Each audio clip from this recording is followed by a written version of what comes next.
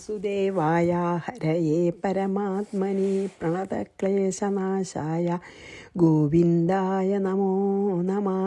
രാമായ രാമഭദ്രായ രാമചന്ദ്രായ വേധസേ രഘുനാഥായ നാഥായ സീതായ പതയേ നമഃ.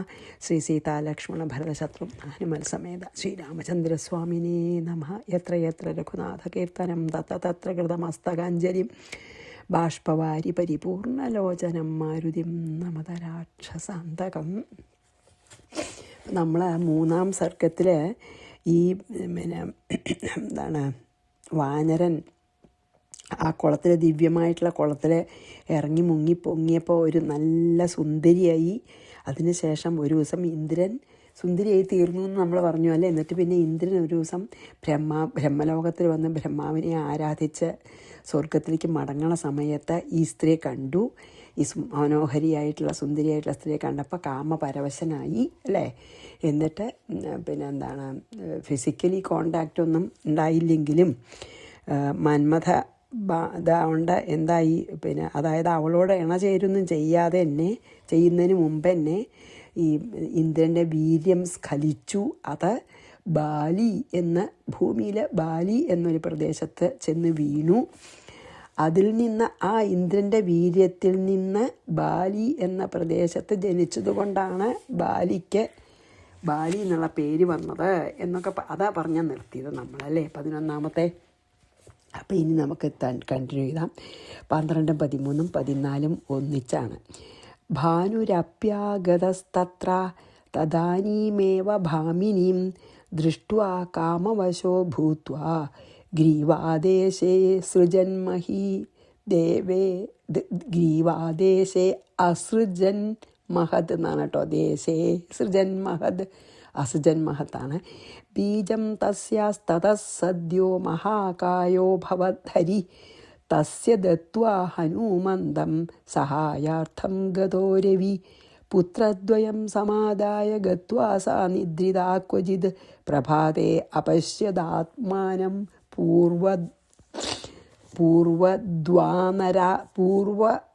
പൂർവവദ്വാനരാകൃതിം വാനരാകൃതിം. അതാണ് പൂർവവത് വാനരാകൃതിം.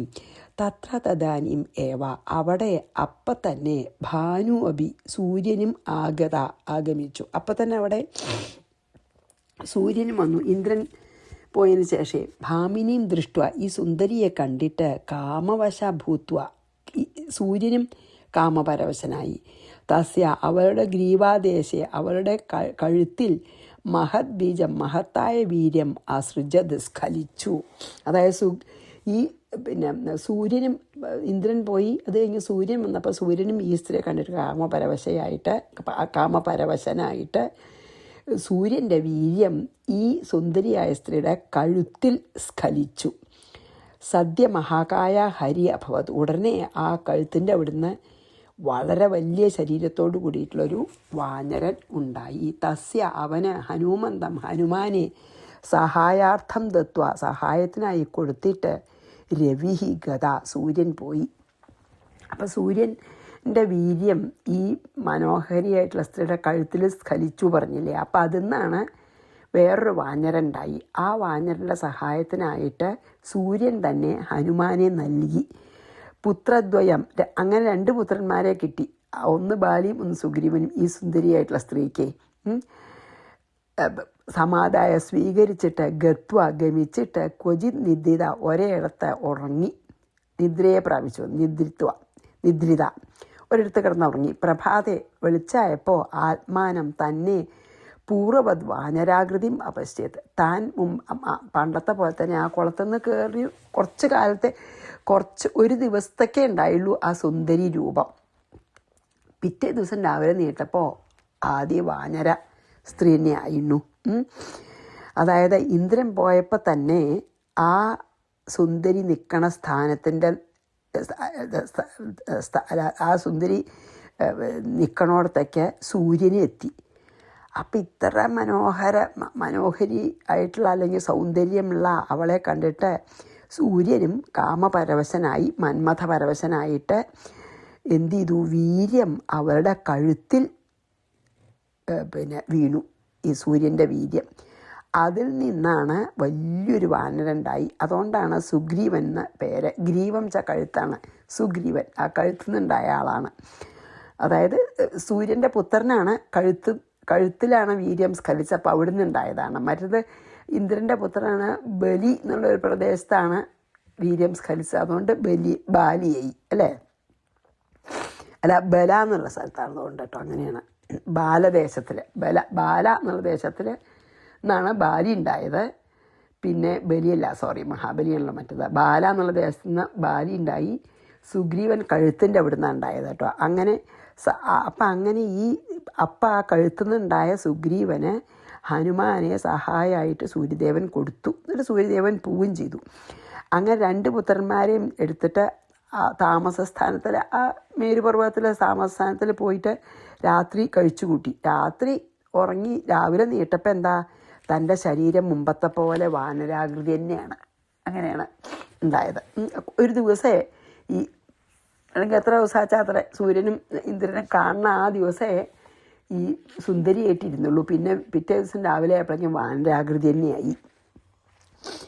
ഭാനുരപ്യാഗതസ്തത്ര തദാനീമേവ ഭാമിനിം ദൃഷ്ട്വാ കാമവശോ ഭൂത്വാ ഗ്രീവാദേശേ സജന്മഹദ് ബീജം തസ്യസ്തതഃ സദ്യോ മഹാകായോ ഭവദ് ഹരിഃ തസ്യ ദത്വാ ഹനൂമന്തം സഹായാർത്ഥം ഗതോ രവിഃ പുത്രദ്വയം സമാദായ. 2 പുത്രന്മാരെ കിട്ടിയല്ലോ. ഗത്വാ സാ നിദ്രിതാ ക്വചിത്. രാത്രി ഉറങ്ങിയപ്പോൾ പ്രഭാതേ അപശ്യദാത്മാനം പൂർവവദ്വാനരാകൃതിം. വാനരാകൃതിനെയായി എന്ന പണ്ടത്തെ പോലെ. ഫലമൂലാദിഭിः സാർദ്ധം പുത്രാഭ്യാം സഹിതകവി നത്വാ ചതുർമുഖസ്യാഗ്രേ ഹൃക്ഷരാജസ്ഥിതസുധി. ഫലമൂലാദിഭി അതായത് പഴങ്ങളും കായ്കനികളും പുത്രാഭ്യാം സഹിത പുത്രന്മാരോടുകൂടി സുധീഹി കവി ഹൃക്ഷരാജ ബുദ്ധിമാനായിട്ടുള്ള ഈ വാനരൻ ചതുർമുഖസ്യ അഗ്രേ ബ്രഹ്മാവിൻ്റെ മുമ്പിൽ നത്വ സ്ഥിത്വ നമസ്കരിച്ച് നിന്നു. ഇനി പൂവട്ടെ ചോദിക്കാൻ അങ്ങനെ കുറേ ഫലമൂലാദികളും 2 പുത്രന്മാരെയും എടുത്തുകൊണ്ട് ബുദ്ധിമാനായിട്ടുള്ള ഈ ഹൃക്ഷരാജൻ വാനരൻ ബ്രഹ്മാവിൻ്റെ മുമ്പ് ചെന്ന് നമസ്കരിച്ച് നിന്നു.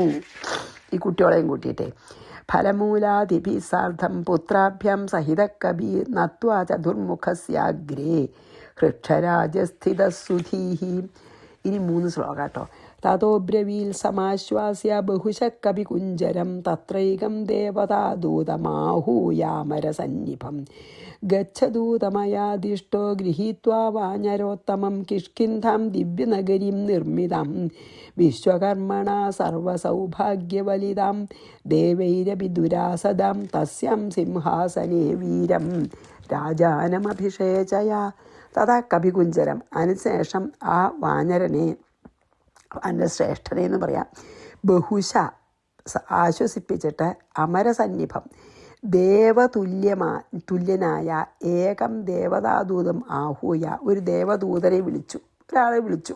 ബ്രഹ്മാവ് ഒരു ദേവദൂതനെ വിളിച്ചിട്ട് അബ്രവിയിൽ പറഞ്ഞു, ദൂത, ഹേ ദൂത, മയ ആദിഷ്ട, എന്നാൽ നിർദ്ദേശിക്കപ്പെട്ടവനായിട്ട് അല്ലെങ്കിൽ എൻ്റെ ഈ കൽപ്പന കേട്ടിട്ട് വാനരോത്തമം ഗൃഹീത്വ ഈ വാനരനെ കൂട്ടിക്കൊണ്ടുപോയിട്ട് വിശ്വകർമ്മണ നിർമ്മിത വിശ്വകർമാവിനാൽ നിർമ്മിക്കപ്പെട്ടതും, അതായത് ദേവന്മാരുടെ ആർക്കിടെക്റ്റ് ആട്ടോ, മയൻ അസുരന്മാരെയാണ്. അപ്പോൾ വിശ്വകർമാവിനാൽ നിർമ്മിക്കപ്പെട്ടതും സർവ്വസൗഭാഗ്യവലിതാം സകല സൗഭാഗ്യങ്ങൾ നിറഞ്ഞതും ദേവേഹി അഭിദേവന്മാരാലും ദുരാസത ആക്രമിക്കാൻ കഴിയാത്തതുമായ കിഷ്കിന്ധാം ദിവ്യനഗരിയും കിഷ്കിന്ധ എന്ന ദിവ്യമായ നഗരത്തെ ഗമിച്ചാലും. ഈ വാനരനെയും പുത്രന്മാരെയും കൊണ്ട് വിശ്വകർമാവ് നിർമ്മിച്ച കിഷ്കിന്ധയിലേക്ക് പോയാലും തസ്യാം അതിൽ സിംഹാസനത്തിൽ വീരം രാജാനം അഭിഷേചയ വീരനെ രാജാവായി അഭിഷേകം ചെയ്താലും. അതായത് ഈ ദുഃഖിച്ച് നിൽക്കണം. ഇനിയിപ്പോൾ എന്താ വേണ്ടെന്ന് ശല്യ പറഞ്ഞ് നിൽക്കുകയാണ് വാനരനെ. അപ്പോൾ ദുഃഖിച്ച് നിൽക്കുന്ന ആ ഹൃക്ഷരാജനെ ആശ്വസിപ്പിച്ചതിന് ശേഷം ബ്രഹ്മാവ് ദേവതുല്യനായിട്ടുള്ളൊരു ദേവദൂതനെ വിളിച്ചു. ദേവന്മാരിൽ ദൂതനെ വിളിച്ചിട്ട് പറഞ്ഞു, ഹേ ദൂത, എൻ്റെ ഈ കൽപ്പനപ്രകാരം ഈ വാനര ശ്രേഷ്ഠനോട് കൂടിയിട്ട് നീയെ വിശ്വകർമാവ് നിർമ്മിച്ചതും നല്ല സർവസമ്പൽ സമൃദ്ധിയോട് കൂടിയതും ദേവന്മാർക്കു കൂടി ആക്രമിക്കാൻ കഴിയാത്തതുമായ കിഷ്കിന്ധ എന്ന് പേരായിട്ടുള്ള ദിവ്യമായിട്ടൊരു നഗരമുണ്ട്. അവിടെ പോയിട്ട് വീരനായ ഈ വാനരനെ ബാലിയെ അതിൽ രാജാവായിട്ട് സിംഹാസനത്തിൽ ഇരുത്തിയിട്ട് അഭിഷേകം ചെയ്യൂ എന്ന് ഈ ദൂതനോട് പറഞ്ഞു. ഇവരെയും കൊണ്ട് പോകാൻ പറഞ്ഞു. ഇവർക്ക് എവിടെയാണെന്ന് അറിയില്ല കിഷ്കിന്ധ. അപ്പോൾ ഇവരെ കൊണ്ട് കിഷ്കിന്ധയിലേക്ക് പോയിട്ട് അവിടെ ചെന്ന് ബാലിയെ രാജാവായി അഭിഷേകം ചെയ്യാൻ പറഞ്ഞു. ബാലിയാണോ ഈ അച്ഛനെയാണോ അറിയില്ല കേട്ടോ, നോക്കാം നമുക്ക്. തതോബ്രവീൽ സമാശ്വാസ്യ ബഹുശ കപികുഞ്ചരം തത്രൈകം ദേവതാദൂതം, അതാണ് ദേവദൂതനെ വിളിച്ചു.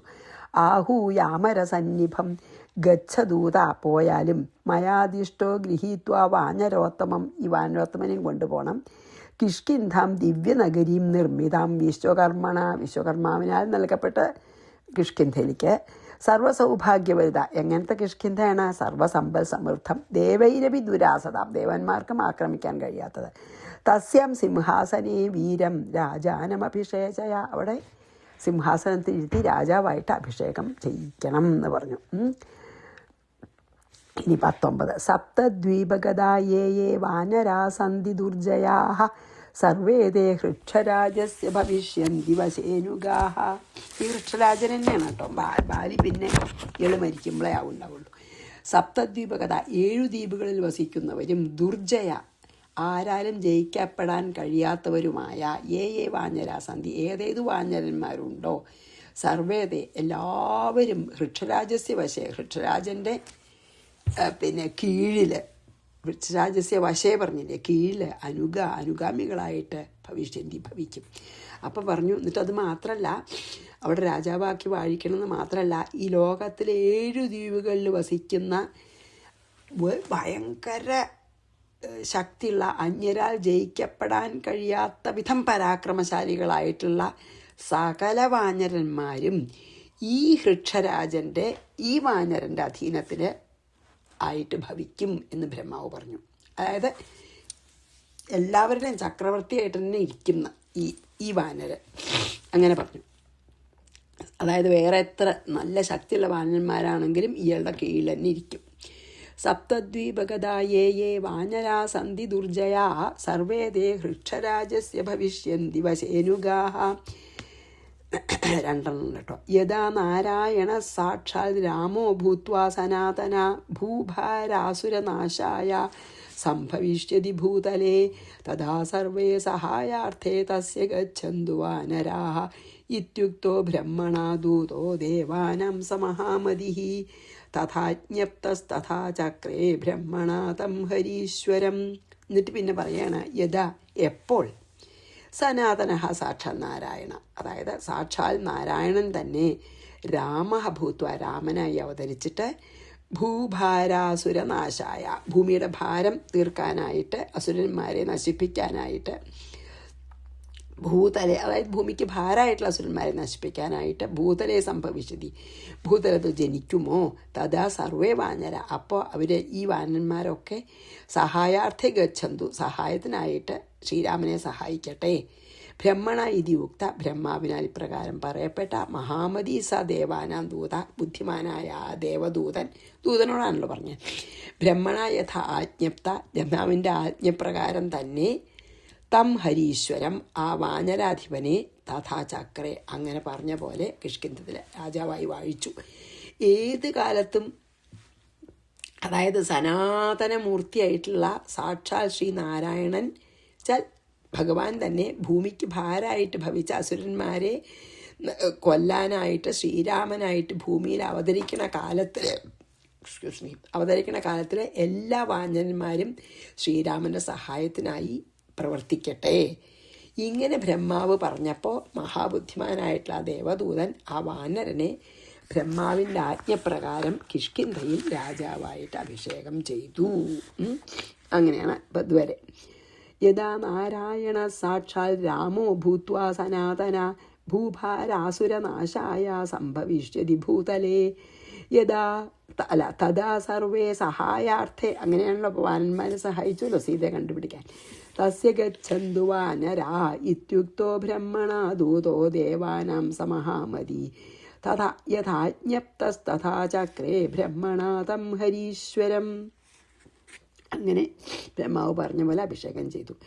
ദേവദൂതസ്തതോ ഗത്വാ ബ്രഹ്മണേ തന്യവേദയത് തഥാ ഹി വാനരാണാം സാ കിഷ്കിന്ധാ ഭൂനൃപാശയാ. തഥാ ദേവദൂത ഗത്വ, അതിനുശേഷം ദേവദൂതൻ മടങ്ങിപ്പോയി. അതിനെ ബ്രഹ്മാവിനായിക്കൊണ്ട് നിവേദയത്, ഇങ്ങനെ അങ്ങ് പറഞ്ഞ പ്രകാരമൊക്കെ ഞാൻ ചെയ്തു എന്ന് പറഞ്ഞ് തിരിച്ചു വന്ന് അറിയിച്ചു ഈ ദേവദൂതനെ ബ്രഹ്മാവിനോട്. തഥാഹി, അപ്പോൾ മുതൽ സാ കിഷ്കിന്ധ, ആ കിഷ്കിന്ധ വാനരാണാം നിർഭാശ്രയ അഭൂത്, വാനന്മാരുടെ രാജ്യമായി ഭവിച്ചു. അതായത് ഈ ദേവദൂതൻ ബ്രഹ്മാവിൻ്റെ അടുത്ത് ചെന്നിട്ട് കൽപ്പന പ്രകാരം ചെയ്തു, ഞാൻ അങ്ങ് പറഞ്ഞ പ്രകാരം എല്ലാം ചെയ്തു എന്ന് പോയി പറഞ്ഞു. അന്ന് മുതൽ കിഷ്കിന്ധ നഗരം വാനരന്മാരുടെ രാജാവിൻ്റെ ആയിത്തീർന്നു എന്നാണ് അതിൽ പറഞ്ഞത്. ദേവദൂതസ്തതോ ഗത്വാ ബ്രഹ്മണേ തന്യവേദയത് തഥാ ഹി വാനരാണാം സാ കിഷ്കിന്ധാ ഭൂനൃപാശ്രയാ. 23ഉം 24. സർവേശ്വരസ്തമേവാസീരിദാനീം ബ്രഹ്മണാർത്ഥിത ഭൂമേർഭാരോ ഹൃത കൃത്സ്നസ്ത്വയാ ലീലാന്യദേഹിന സർവഭൂതാന്തരസ്ഥസ്യ നിത്യമുക്തചിദാത്മന അഖണ്ഡാനന്ദരൂപസ്യ കിയാനേഷ പരാക്രമ. ബ്രഹ്മണാർത്ഥിത, ബ്രഹ്മാവിനാൽ അർത്ഥിക്കപ്പെട്ട സർവേശ്വരൻ ഇതാനീം ത്വം ഏവ ആസി, ഇപ്പോൾ ഇതാ ബ്രഹ്മാവിനെ റിക്വസ്റ്റ് ചെയ്തിട്ടാണല്ലോ അവതാരം എടുത്തത് ശ്രീരാമൻ ആയിട്ട്. അപ്പോൾ ഇതാ ബ്രഹ്മാവിൻ്റെ അർത്ഥന പ്രകാരം എന്താ അങ്ങിപ്പോൾ അഗസ്ത്യം പറയാണ്, അങ്ങിപ്പോൾ ദാ ശ്രീരാമനായിട്ട് അവതരിച്ചിരിക്കുന്നു. ലീലാ നൃദേഹിന ത്വയ, വിനോദത്താൽ, നൃദേഹം ചെന്ത ലീലാ നൃദേഹിന എന്നാണ് കേട്ടോ.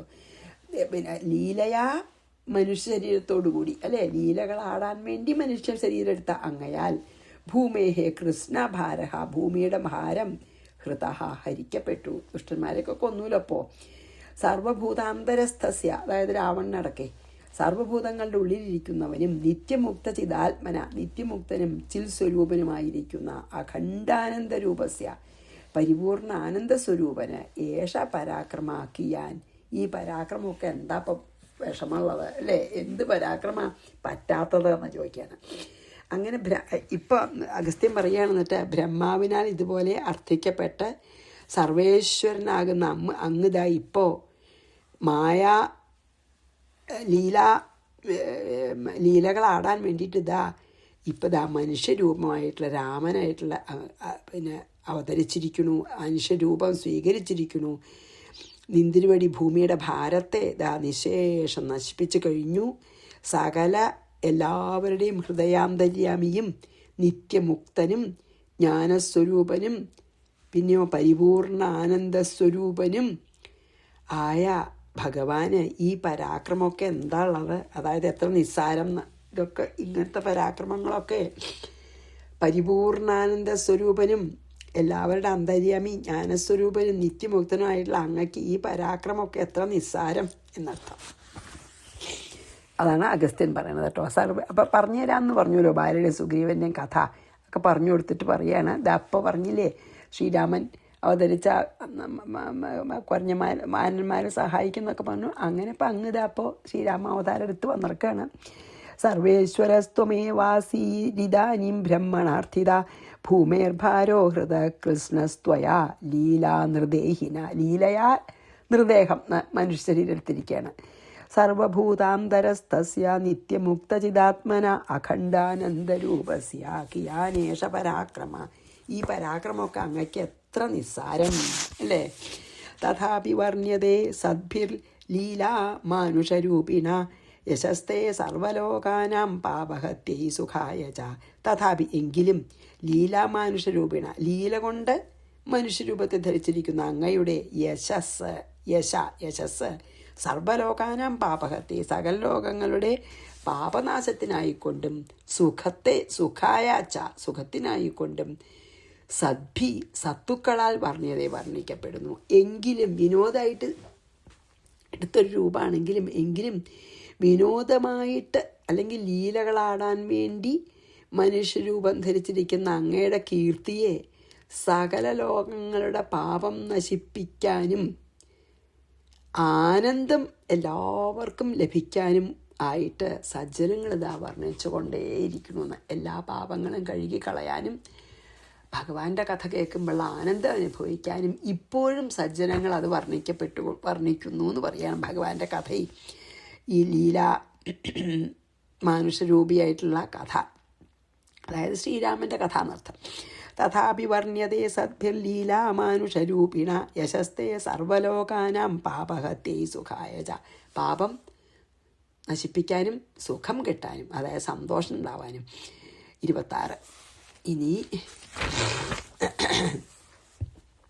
യൈദം കീർത്തയേൻ മർത്യോ ബാലി സുഗ്രീവയോർമഹദ് ജന്മത്വദാശ്രയത്വാൽ സമുച്യതേ സർവപാതകേ. ഫലശ്രുതി പോലെ യഹമർത്യ ഏതൊരു മനുഷ്യൻ ബാലിസുഗ്രീവയോഹോ ബാലിസുഗ്രീവന്മാരുടെ ത്വദാശ്രയത്വാത് മഹത് ജന്മ അങ്ങയുടെ ആശ്രയം കൊണ്ടുണ്ടായ ഈ ജന്മത്തെ കീർത്തയേത് കീർത്തിക്കുമോ, ഈ കഥ പറയേ, സർവപാതകൈഹി മുച്യത എല്ലാ പാപങ്ങളിൽ നിന്നും മോചിക്കപ്പെടുന്നു. അതായത് ഏതൊരു മനുഷ്യനാണ് അല്ലെങ്കിൽ ഏതൊരു ഭക്തൻ ബാലിയുടെയും സുഗ്രീവൻ്റെയും അങ്ങയുടെ അവതാര കഥ ആയിട്ടുള്ള അവരുടെ ബന്ധത്തിനെ പറ്റിയിട്ടൊക്കെ ഈ മഹത്തായ ജന്മത്തെ ആരാണ് കീർത്തിക്കുന്നത്, ശ്രീരാമൻ്റെ കഥയൊക്കെ, അവൻ്റെ എല്ലാ പാവങ്ങളും നശിക്കും. ഇതം കീർത്തയൻ മർത്യോ ബാലി സുഗ്രീവയോർമഹദ് ജന്മത്വദാശ്രയത്വാൽ സമുച്യതേ സർവപാതകൈ അധാന്യം സംപ്രവക്ഷ്യാമി കഥാം രാമത്വദാശ്രയാം സീതാ ഹൃത്വാ യദർത്ഥം സാ രാവണേന ദുരാത്മന. രാമ, ഹേ ശ്രീരാമ, ഭഗവാനെ, അഥ അതിനുശേഷം ത്വദാശ്രയം അങ്ങയെ ആശ്രയിച്ചിരിക്കുന്ന അന്യം കഥ മറ്റൊരു കഥയെ സംപ്രവക്ഷ്യാമി ഞാൻ വേണ്ട പോലെ പറയാം. ദുരാത്മന രാവണന ദുർബുദ്ധിയായ രാവണനാൽ സാ സീത യഥർത്ഥം ഹൃദ സീത എന്തിനാണ് അപഹരിക്കപ്പെട്ടത്? അതാണ്, ഹേ രാമ, ദുർബുദ്ധിയായിട്ടുള്ള ദുഷ്ടനായിട്ടുള്ള രാവണൻ സീതാദേവിയെ എന്തിനായിട്ടാണ് അപഹരിച്ചത് എന്ന് അങ്ങയുടെ വേറൊരു കഥയും കൂടി ഞാനിപ്പോൾ പറയാം എന്ന് പറയാണ് അഗസ്ത്യൻ. എന്തിനാ സീതയെ കട്ടുകൊണ്ടുപോയതാന്നുള്ള കഥയും ഞാനിപ്പോൾ പറയാം എന്നാണ് അപ്പോൾ ഇതിൽ പറഞ്ഞത്. അധാന്യം സംപ്രവക്ഷ്യാമി കഥാം രാമത്വദാശ്രയം സീതാഹൃത യഥർത്ഥം സാ രാവണേന ദുരാത്മന. അത് പറയാമെന്ന് പറയണം. ഇനി ഞാൻ കഥ തുടങ്ങുകയാണ്. അത് നമുക്ക് നാളെ തുടങ്ങാം, ഇന്ന് ഇവിടെ നിർത്താം അല്ലേ? കാരണം ഇനി എന്തുകൊണ്ടാണ് രാവണൻ സീതയെ കട്ടുക എന്നുള്ള, ഇപ്പോൾ ഈ വാലിസുഗ്രീവന്മാരുടെ കഥ കഴിഞ്ഞു. ഇനി എന്തുകൊണ്ടാണ് രാവണൻ സീതയെ കട്ടത് എന്നുള്ള കഥയാണ് ഇനി അടുത്ത ശ്ലോകം തൊട്ട്. അപ്പം നമുക്ക് നാളെ ചെയ്യാം. ശ്രീകൃഷ്ണാർപ്പണമസ്തു. സർവത്ര ഗോവിന്ദനാമ സങ്കീർത്തനം. ഗോവിന്ദ ഗോവിന്ദ. ശ്രീ സീതാലക്ഷ്മണ ഭരതശത്രുഘ്ന ഹനുമൽ സമേത ശ്രീരാമചന്ദ്ര സ്വാമിനേ നമഃ. ഗുരുവായൂരപ്പാ ശരണം.